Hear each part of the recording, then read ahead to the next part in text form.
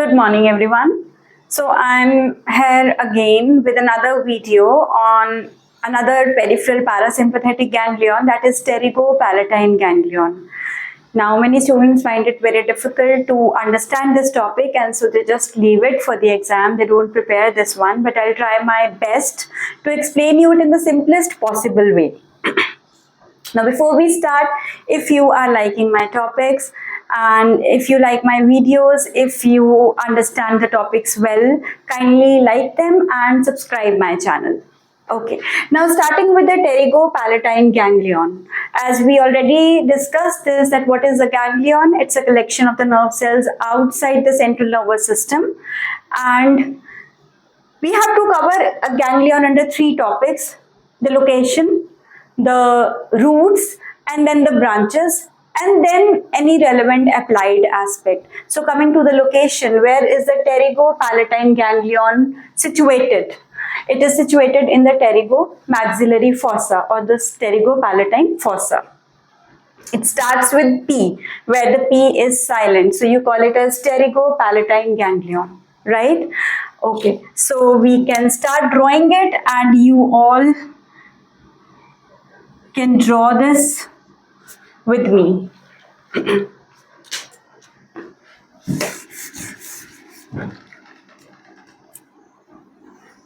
So this is the Pterygopalatine ganglion. Pterygopalatine ganglion present in the pterygomaxillary fossa, right? Then you have to which structures does this ganglion supply? To learn this, it is very easy to learn all the branches if you just understand that this is the ganglion that is basically involved when you have any allergy, in the seasonal allergies. Whenever there is a changing weather, you say that you have cold and cough, right? So that means whenever you have seasonal allergies, rhinitis during that period. Rhinitis means when there are increased nasal secretions as you have during cold. So what all structures are involved in that time, what all structures are congested during that time, those all structures are supplied by the Pterygopalatine ganglion, right? So that means during the seasonal allergies, it is this ganglion which gets irritated, and therefore it is also known as the ganglion of hay fever. So now it becomes quite interesting. Many of us have the seasonal allergies. So which ganglion is irritated during that time? That is the Pterygopalatine ganglion, right? So we have increased secretions from the nose, from the nasopharynx, we have the congestion of the eyeballs, we have increased tears. So all these are supplied by this ganglion. So starting from the first, that is the lacrimal gland. So this is the lacrimal gland. Next, we have the orbital branches. That means branches to the orbit, right? Then we come to the nose. Now for the nasal branches, you have a nasal septum in between, and then there is a lateral wall of the nose, right? Now it will supply branches to both of them, but to the posterior and the superior aspect of both of them. So you will have, for the lateral wall of the nose, you will have the posterior, superior, lateral nasal branches, and for the nasal septum, again you will have the posterior, superior, medial nasal branches. Okay, after the nose, you have the branches to the nasopharynx. So you have the nasopharyngeal branches. Then you have the branches to the palate, the greater palate, the hard palate and the soft palate. For the hard palate, the branches are known as the greater palatine. And for the soft palate, you have the branches that are called the lesser palatine.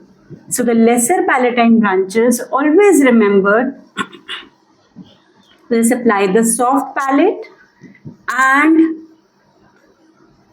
the tonsils. So these are all the branches. So all of these structures are involved when you have any allergy, seasonal allergy or hay fever. So you have the branches to the lacrimal gland, to the orbit, to the nose, nasopharynx, to the hard palate, that is the greater palatine, to the soft palate and the tonsils, that is the lesser palatine, right? Now, again the same thing, that this ganglion is topographically related to and this ganglion is functionally related to. So as I already have explained it in my previous videos, topographical relations mean it is related according to the location too. So according to the location, it is related to the maxillary nerve, right? All of you know the maxillary nerve is the branch of the fifth nerve. The maxillary nerve, it passes through the foramen, that is foramen rotundum, and foramen rotundum leads into the pterygomaxillary fossa where this ganglion is present. So we can just show this thing that this is the fifth nerve. You have the ophthalmic branch of the fifth nerve, the maxillary, and the third one is the mandibular. Now the maxillary branch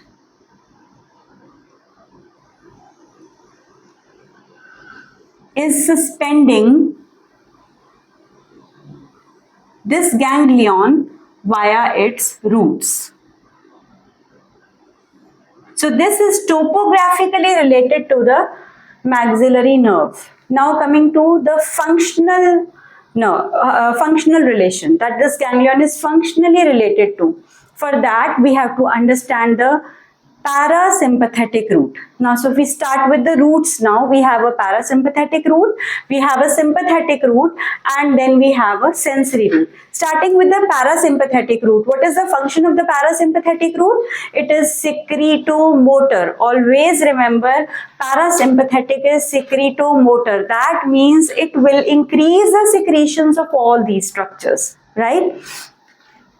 So now, we have, this is the pons from which the fifth nerve is also arising and the seventh nerve is also arising. And below this, there is the medulla. So this is the medulla and this is the pons. So you have the seventh nerve here, the facial nerve. This is the motor root, this is the sensory root, that is also known as the nervus intermedius, and this is the seventh cranial nerve. Now the seventh cranial nerve in its course takes a bend, the genu, another bend, and then a vertical course. Now at the first bend, there is a branch that comes out, that is the greater petrosal nerve. So you can label this as greater petrosal nerve, right? The greater petrosal nerve. Then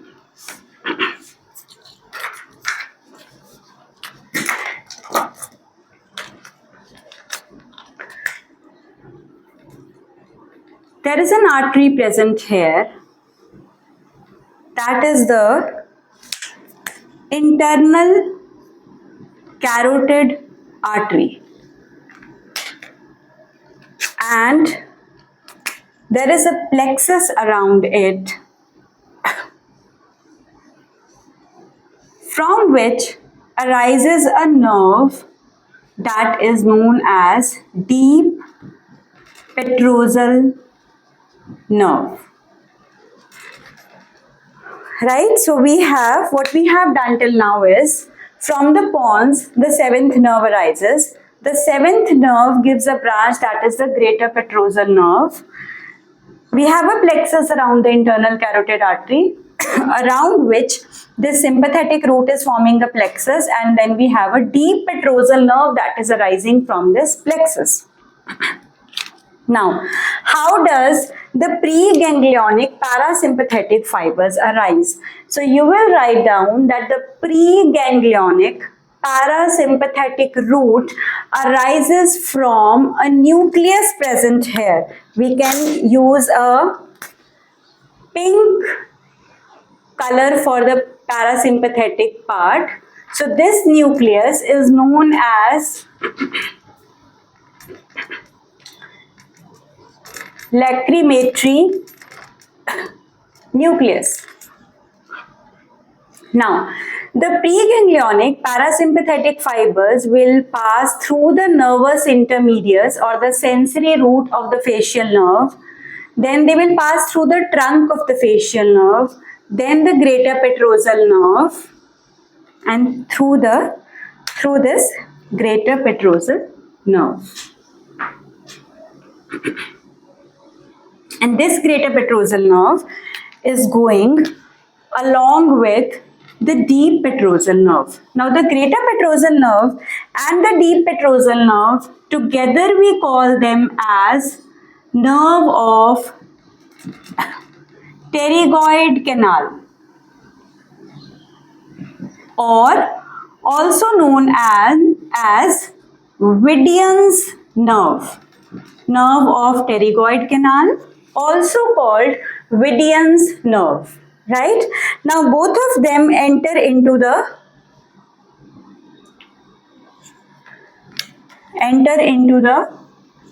ganglion, and here the relay will occur and the postganglionic fibers will arise. The postganglionic fibers will arise and will pass through the root through which the maxillary nerve is suspending this ganglion and forwards.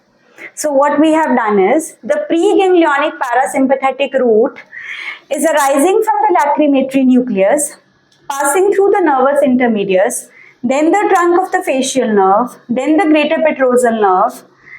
The deep petrosal nerve joins it. Both of them entered into the ganglion. The preganglionic fibers will relay in the pterygopalatine ganglion, and then the postganglionic fibers will arise, which will pass into the maxillary nerve. Now, how do we move ahead? You have the ophthalmic nerve here. Ophthalmic will give three branches: frontal, lacrimal, and the nasociliary. Right? This lacrimal branch is going to supply the lacrimal gland. Obviously, as the name suggests, lacrimal branch is going to supply the lacrimal gland. But how will these fibers reach the lacrimal gland? How will these secretomotor fibers reach the lacrimal gland? This maxillary nerve will give a branch here. This maxillary nerve is continuing, but it will give one branch here that is known as the zygomatic branch. Right? This zygomatic branch will further give two branches. One is zygomaticofacial and the upper one is zygomaticotemporal.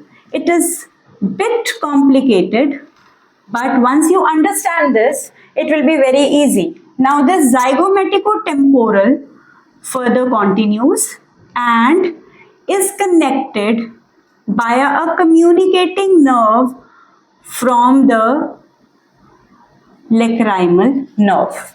So what we have done is that the maxillary nerve will give a zygomatic branch. Zygomatic will further give zygomaticofacial, zygomaticotemporal. This zygomaticotemporal will be joined by a communicating branch from this lacrimal nerve, which is reaching the lacrimal gland.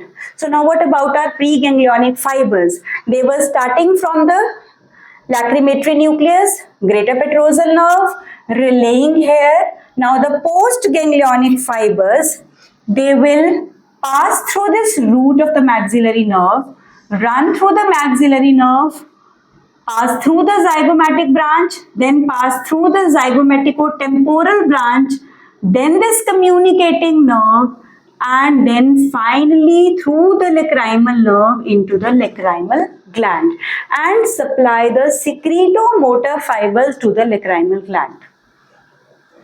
So this topic itself covers two topics. One is the pterygopalatine ganglion as a whole, and another is the nerve supply of the lacrimal gland, in which you can explain that how the secretomotor fibers reach the lacrimal gland.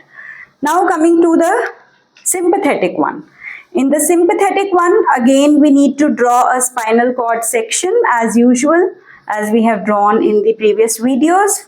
So this is the lateral gray column, the ventral gray column, the dorsal gray column, again the lateral gray column, and the ventral gray column.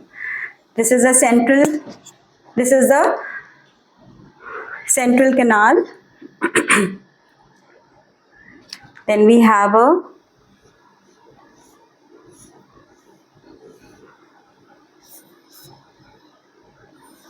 this is the dorsal root ganglion, the ventral root, then the dorsal ramus and ventral ramus, and there is a superior cervical ganglion. Right? So, the parasympathetic root, the preganglionic sympathetic fibers will start from the lateral gray column. They will run along the ventral root, the spinal nerve, the ventral ramus, relay in the superior cervical ganglion. Then the postganglionic fibers will arise and they will join the internal carotid artery plexus. That means they will form a plexus along the internal carotid artery. Now the further course we have already discussed that the branch will be the branch which comes out from this plexus is the deep petrosal nerve, which goes along with the greater petrosal nerve, enters the ganglion, does not relay here, and then these are the postganglionic fibers. They will not relay in the ganglion and then will pass to the various structures through the branches of these ganglion. Okay.